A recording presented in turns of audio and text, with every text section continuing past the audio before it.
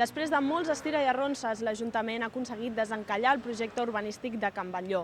El Consistori i el Partit Popular han arribat a un acord i a la Comissió d'Hàbitat Urbà han aprovat que la transformació d'aquest recinte fabril tiri endavant amb el suport a última hora d'Esquerra Republicana. Jo crec que fem un molt bon acord per la ciutat. Crec que sentem un precedent molt positiu per la ciutat. Aquest és un dels moments més esperats pels veïns de la Bordeta. La Comissió d'Urbanisme ha reactivat un projecte urbanístic que feia més de 30 anys que estava aturat. Acabem de sentir la notícia i la valoració és bona. Ara sembla que vagi en sèrio. Sembla que ha tirat endavant. Ara esperem el ple del dia 24 a veure si s'aprova d'una vegada. Estem segurs que sí, però bé, fins que no estigui aprovat no estarem contents del tot. De moment estem satisfets. Ajuntament, Esquerra Republicana i Partit Popular s'han unit per desencallar el projecte.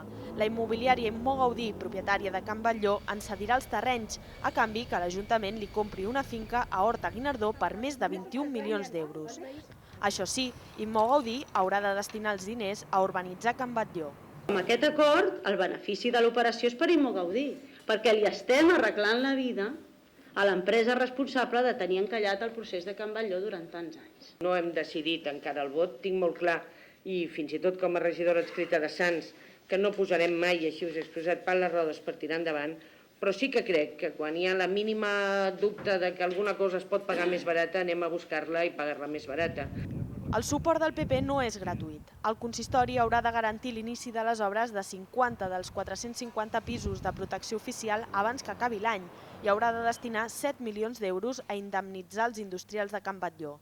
Però perquè tot això es faci realitat caldrà esperar a l'aprovació definitiva del projecte.